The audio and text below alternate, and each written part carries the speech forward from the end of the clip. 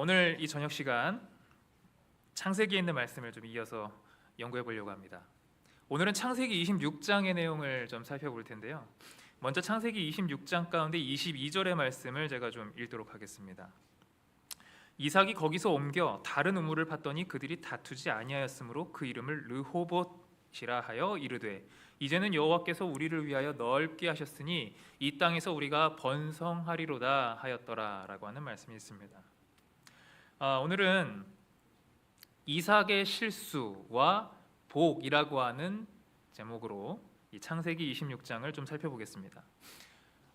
창세기에 중요한 인물들, 굵직굵직한 인물들이 있는데 이 이삭이라고 하는 인물은 사실 아브라함의 기적적인 아들로서 많이 표현이 되지만 사실 이삭 자체의 인생은 그렇게 길게 표현이 되어 있지 않습니다. 이삭은 이렇다 할 어떤 우리가 딱 기억할 만한 이슈가 없어요. 그나마 이 26장이 이삭의 그 초기 생애 가운데 중요한 이야기들을 다루고 있습니다. 근데 그 이야기 중에 하나가 이 리브가 아내와 관련된 실수에 대한 이야기입니다. 그러면서도 동시에 하나님께서 이 이삭을 어떻게 지키셨는가를 우리가 살펴볼 수 있는, 그러니까 은혜인 거죠. 실수를 했음에도 불구하고 지키시는 은혜에 대해서 오늘 좀 이야기를 나눠보도록 하겠습니다. 오늘 말씀 연구의 장소적인 배경은 그랄이라고 하는 곳입니다. 그랄. 여러분, 그랄이라고 하는 지역이 어느 지역인지 혹시 아세요? 이 이스라엘과 정말 지겹도록 원수 관계였던 나라. 딱 하면 나오는 곳이죠. 골리앗 하면 블레셋. 이 블레셋입니다. 바로 블레셋 땅이었습니다. 그랄이라고 하는 곳은. 이 창세기 26장은요 흉년의 이야기부터 시작을 합니다. 아브라함 때에 첫 흉년이 들었더니 그 땅에 또 흉년이 들매 이삭이 그랄로 가서 블레셋 왕 아비멜렉에게 이르렀다, 이렇게 이야기를 합니다. 여러분, 흉년에 하나님의 특별한 명령이 한 가지가 있었어요. 흉년이 들었는데 하나님이 특별하게 지시하신 것 한 가지, 애굽으로는 가지 마라 라는 것이었습니다. 더불어 그 땅에 머물렀을 때 복도 주시겠다. 이삭에게 분명하게 말씀하십니다. 애굽으로는 내려가지 말고 내가 너에게 지시하는 땅에 거주하라. 그 땅에 거류하면 내가 너와 함께 있어 너에게 복을 주겠다, 이렇게 말이죠. 사실 이 그랄 땅은요 이삭이 머물 땅이 아니라 애굽으로 내려가는 길이었습니다. 아버지가 그랬듯이 먹을 것이 풍족하고 잘 사는 이 애굽 땅을 향해서 가려고 했던 거였어요. 근데 하나님께서는 약속의 땅인 가나안에 머물러라. 그러면 네가 복을 얻을 것이다 말씀을 하십니다. 이 지도에서 보시는 것처럼 그랄이라고 하는 지역, 저 지중해 쪽 바닷가 쪽에 위치해 있죠. 해안 가운데 특별히 저 녹색 지역은 평야지대입니다. 아주 딱 얘기만 들어도 좋죠. 물가에 평야니까 얼마나 좋겠습니까? 비도 많이 내리는 기후였어요. 무슨 말이냐? 가뭄을 잘 이겨낼 수 있는 지역이라는 얘기입니다. 그런데 문제 한 가지가 있었어요. 그 땅에 사는 민족은 누구였어요? 블레셋이었습니다. 당시의 블레셋은 문화적으로도 굉장히 발달한 나라였고 또 그 민족 자체가 덩치가 꽤나 크고 우락부락한 민족이었습니다.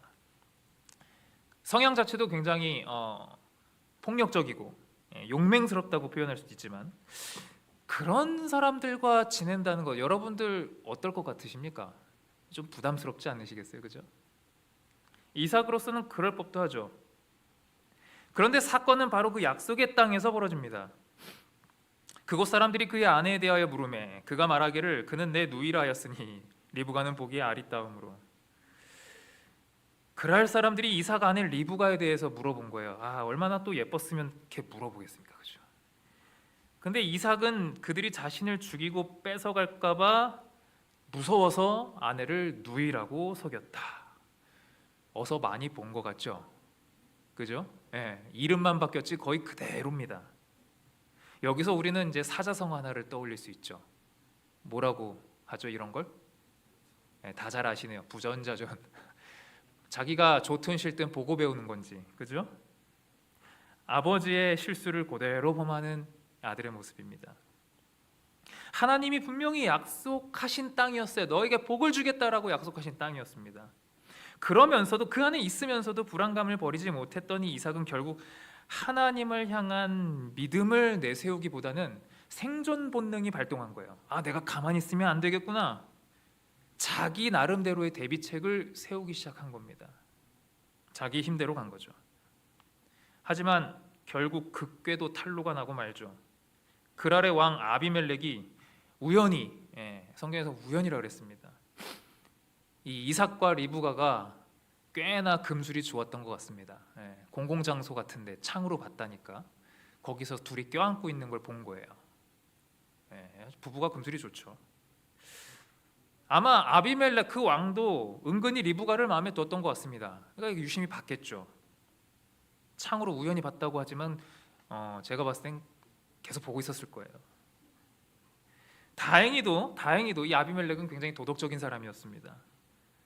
이삭에게 왜 자신을 속였냐며 질책하고 다른 사람들도 그 리브가를 범하지 못하도록 막는 모습에서 이 아비멜렉이라고 하는 왕이 비록 이방의 왕이었지만 도덕적으로는 꽤나 훌륭한 사람이었구나라는 걸 우리가 알 수 있어요. 그래서 모든 백성에게, 그 지역에 사는 모든 백성에게 이렇게 말하는 겁니다. 그 아내를 건드리면 여기 말하는 것처럼 죽이리라. 자, 지금 실수는 누가 한 것입니까? 실수는 이삭이 했어요. 하나님의 백성이 한 것입니다. 하나님의 자녀가 한 거예요.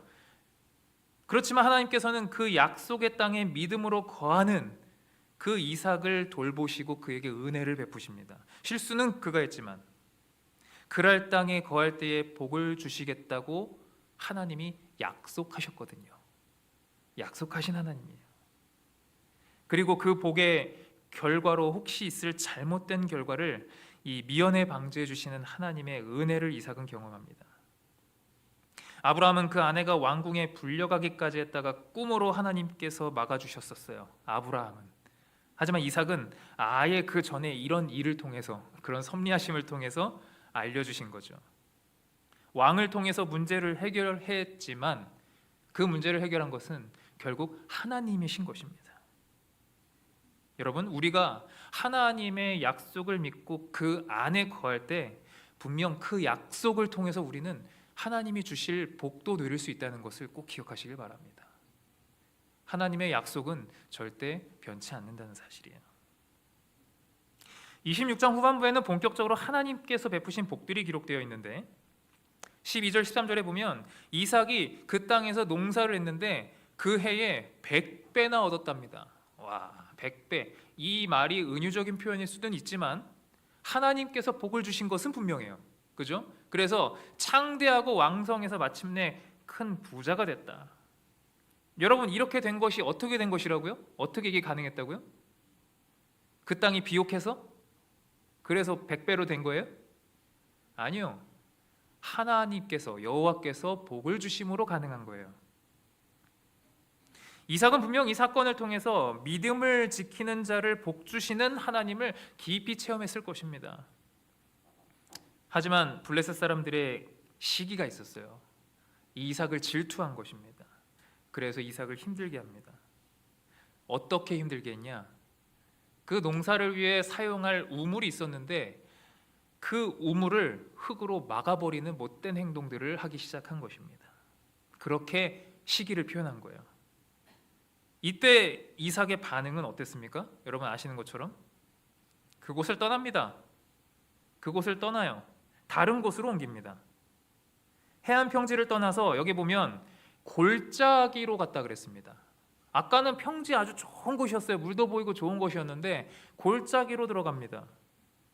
그리고 예전에 아버지 아브라함이 팠던 우물을 다시 팝니다. 그런데 이번에는 또 그 지역의 목자들이 와서 그 우물이 자신들의 것이라고 생떼를 부리는 거예요. 결국에는 그 우물 이름을 에색이라고 하는 이름, 에색이라는 이름은 다툼이라는 뜻입니다. 별로 좋지 않은 이름이죠. 그 이름을 짓고 다시 또 다른 곳으로 가서 다른 우물을 팝니다. 그런데 거기서도 또 다투는 일이 생겨요. 그 이름도 신나라고 집니다. 신나라는 말은 대적함, 다투고 대적한 거예요. 여러분, 이삭이 저 좋았던 땅에서 이렇게 방황하게 되는 것, 골짜기를 갔다가 점점 이렇게 뭔가 이렇게 쫓겨가는 모습, 이삭이 힘이 없어서 이렇게 쫓겨다녔을까요? 어떻게 생각하십니까? 힘이 안 돼가지고, 군사력이 없어가지고 이렇게 쫓겨갔을까요?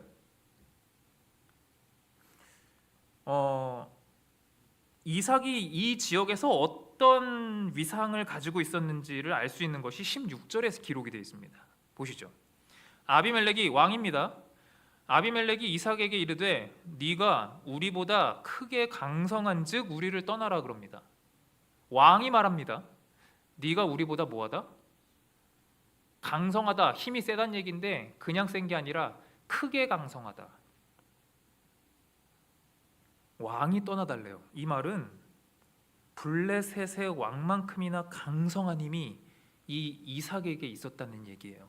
왕에게 위협이 될 정도의 힘이 있었다는 얘기입니다. 이삭은요, 힘이 없어서 쫓겨난 게 아니었습니다. 절대로요. 얼마든지 그들을 힘으로 제압할 수 있는 힘이 있었어요. 얼마든지 그 이방인들과 우물을 차지하기 위해서 전쟁을 벌일 수 있었고요, 그들을 억압할 수도 있었어요. 그만한 힘이 있었거든요. 근데 이삭은 어떤 선택을 한 거예요? 져주고 양보하는 삶을 선택한 것입니다. 자, 어떻습니까, 여러분? 좀 답답하다는 생각 드십니까, 혹시? 힘든 삶이라는 생각 들지 않으세요? 양보하는 삶. 여러분, 양보하는 삶이 쉽습니까? 어렵습니까? 어렵습니다. 어려워요. 우리 어린이들 양보하는 삶 쉬워요? 어려워요? 집에서 양보 잘해요? 형제들끼리? 네. 저도 어렸을 때 그랬어요. 지금도 그렇고 양보하는 거 참 어렵습니다. 특히나 내가 어떤 능력을 가지고 있을 때는 더더군다나 그래요. 내가 할 수 있는 건데 안 하는 건 참 힘들어요. 그렇잖아요? 분명히 그렇습니다. 우리 마음 가운데는 그런 생각이 자연스럽게 들어요. 아니, 내가 얼마든지 할 수 있는 일인데 그걸 왜 양보하냐? 내가 그 사람하고 얼마든지 이야기하고 대들고 대등하게 말할 수 있는 건데 왜 바보 천치같이, 이럴 때 이제 나오는 단어가 바보 천치죠. 바보 천치같이 왜 아무 얘기 못하고 나와야 되냐? 이런 생각이 자연스럽게 들더라는 거예요. 이건 제 얘기입니다. 아니, 신앙인이라고 무조건 다 양보하면서 살아야 되냐? 한 번쯤 해보셨죠, 이 생각? 이런 생각이 들 수 있어요. 맞아요. 내가 우물을 팠는데, 내가 힘들게 판 걸 왜 그들이 나쁜 마음을 먹어서 시기심을 갖고 있는 사람들한테 밀려서 내가 양보해야 되냔 말이에요. 이거 제 스스로 질문이 들더라고요. 하지만 하나님을 경외하고 하나님을 믿고 살아가는 하나님의 사람들은 그 일의 끝을 알아야 하는 것입니다. 그 과정도 중요하지만 그 일의 결국을 알아야 하는 거예요. 블레셋 사람들은 분명 그들의 시기심 때문에, 그의 악한 마음 때문에, 사단이 그 흔들어 놓은 마음 때문에 이삭을 힘들게 하려고 한 건 분명해요. 손해를 주려고 회방을 놓았던 것은 분명합니다. 하지만 그 일의 끝, 결과적으로는요, 이삭은 더 넓은 장소를 자신의 터로 갖게 되는 것입니다. 22절, 이삭이 거기서 옮겨 다른 우물을 팠어요. 그들이 다투지 아니하였으므로 그 이름을 르호봇이라 하여 이르되 이제는 여호와께서 우리를 위하여 넓게 하셨으니 이 땅에서 우리가 번성하리로다. 그들이 결국 가게 된 곳은 더 좋은 곳이었습니다. 르호봇이라는 곳, 넓다는 의미거든요. 더불어 이것으로 끝이 아니라 하나님께서 또 한 가지 분명한 약속을 주십니다. 그 르호봇으로 갔을 때 그 밤에 여호와께서 그에게 나타나서 이르시되 나는 네 아버지 아브라함의 하나님이니 두려워하지 말라. 내 종 아브라함을 위하여 내가 너와 함께 있어 내게 복을 주어 내 자손이 번성하게 하리라. 그 모든 인내와 양보의 인생의 끝에 그가 얻은 것이 단순히 좋은 우물, 그러니까 좋은 집, 좋은 재산, 좋은 땅이 아니라, 그것으로 끝나는 것이 아니라 하나님의 다시 한번 주시는 확실한 약속을 본 거예요. 너에게 복을 주겠다는 약속, 번성하리라는 하나님의 약속을 다시 한번 받게 된 거예요. 사실 이게 큰 복 아니겠습니까? 여러분, 이삭의 생애가 언뜻 보면 이리 치이고 저리 치이는 인생처럼 보여요. 그리스도인들의 인생이 어찌 보면 양보하는 그 인생이 이리 치이고 저리 치이는 인생처럼 보인다는 거예요. 바보 천치 같은 삶처럼 보인다는 거죠. 하지만 결국은 그 삶은 하나님께서 이끄시는 삶이라는 것을 우리는 기억해야 하는 것입니다. 그 지역 사람들이 시기하고 회방을 놓아도 이삭은 그저 다른 우물을 조용히 팔 뿐, 싸우지 않는 것이죠. 하나님께서 주시는 그 좋은 마음을 받아들이고 순종할 뿐이었던 것입니다. 그 결과가 더 좋은, 더 큰 복으로 오게 된 것이죠. 그리고 하나님과의 더 밀접한 관계는 말할 것도 없고요. 여러분, 이런 인생이 바로 우리 그리스도인들이 살아야 될 인생인 것입니다. 바로 우리가 살아야 될 인생인 거죠. 내가 내 힘으로, 내 생각으로 계획하고 치밀하게 짜고 뭔가 막 가가지고 한번 또 따져보고, 그것보다는요, 여러분, 이렇게 양보했던 이삭의 생애를 보면서 주변에서 어떻게 봤을까? 저 바보 천치라고 그 순간은 했을지 모르겠지만 성경에서는요, 그렇지 않아요. 결국 그 주변의 백성과 왕들은요, 이렇게 양보하면서 살아가는 이삭의 생애를 보면서, 아, 이삭이 저렇게 살아가는 게 어떤 생애구나 라는 것을 보고 고백을 합니다. 나중이 되어서 그랄 왕 아비멜렉과 군대 장관이 이삭을 찾아오거든요. 찾아와서 이렇게 말합니다. 28절, 그들이 이르되 여호와께서 너와 함께 계심을 우리가 분명히 보았으므로 우리의 사이, 곧 우리와 너 사이에 맹세하여 너와 계약을 맺으리라. 여러분이 왕과 군대 장관이 찾아온 건 다른 것이 아니었습니다. 이삭의 생애를 보니 그가 그렇게 힘이 있고 자신들에게 위협이 될 것으로 여겨서 어떻게 보면 쫓아냈는데, 그 모든 삶 속에서 자기와는 다른 모습의 삶을 사는 거예요. 이삭은 똑같이 힘을 가졌는데 그 힘을 어떻게 쓰는지를 본 거예요. 뭔가 다른 거죠, 이삭은.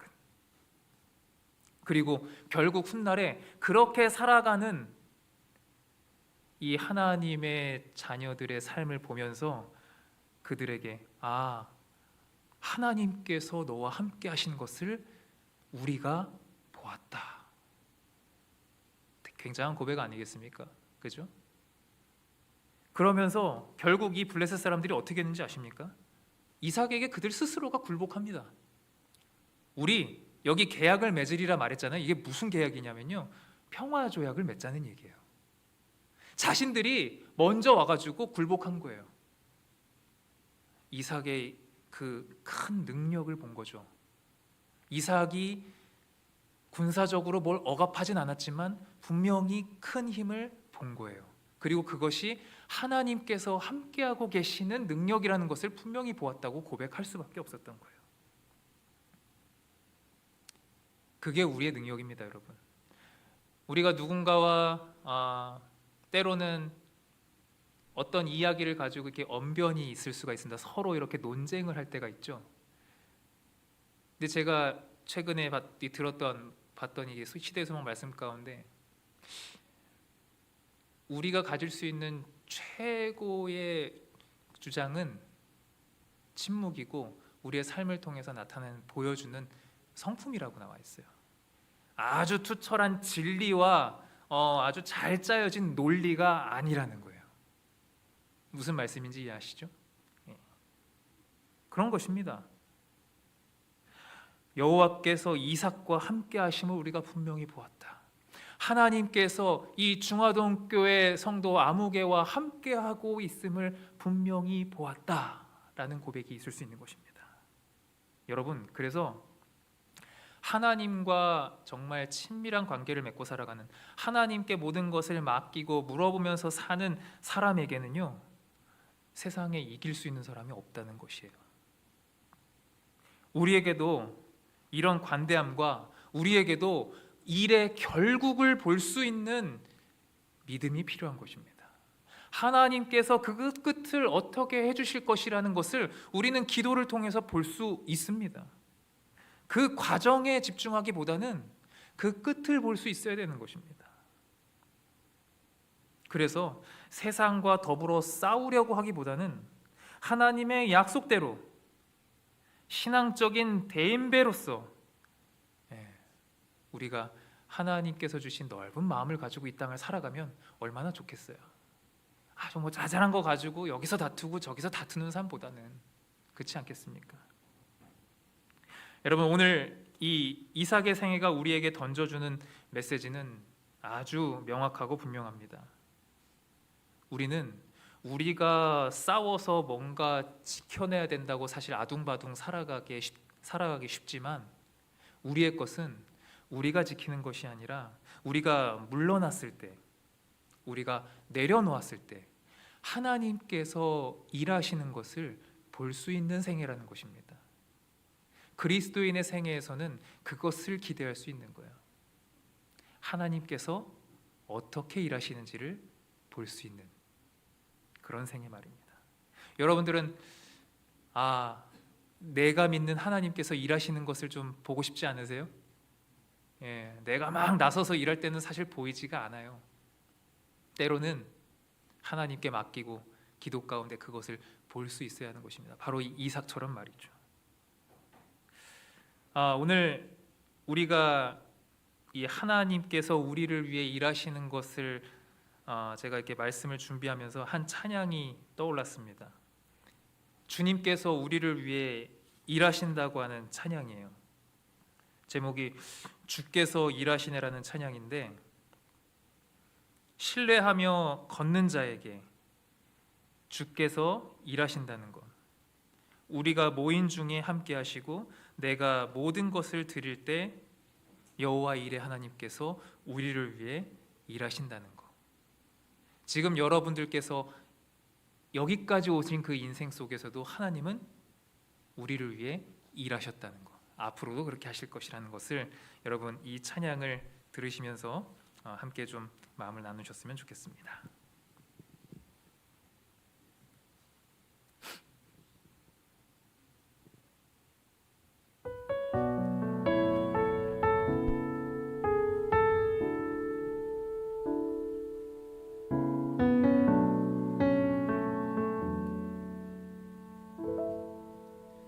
날이 저물어 갈 때, 빈들에서 걸을 때, 그때가 하나님의 때.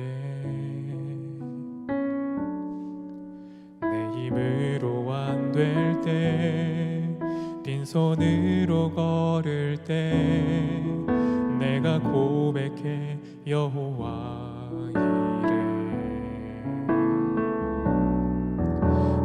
저물어 갈 때, 빈들에서 걸을 때, 그때가 하나님의 때. 내 힘으로 안 될 때, 빈손으로 걸을 때, 내가 고백해 여호와 주가 일하시네, 주가 일하시네.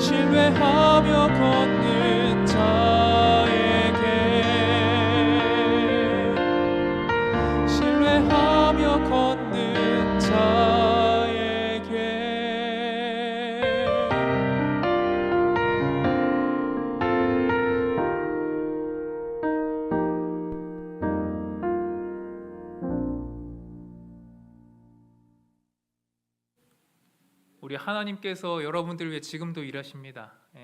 우리가 그 하나님의 손을 어쩌면 막고 있는지도 모르겠습니다. 나의 힘으로, 나의 의지로 살아갈 때 그것을 보지 못하는 거죠. 오늘 이 시간 다시 한번 결심하셔서 이 이삭의 생애처럼 우리가 하나님께 모든 것을 맡기는 믿음의 생애를 살게 되기를 주님의 이름으로 축원드리면서 말씀을 마치겠습니다.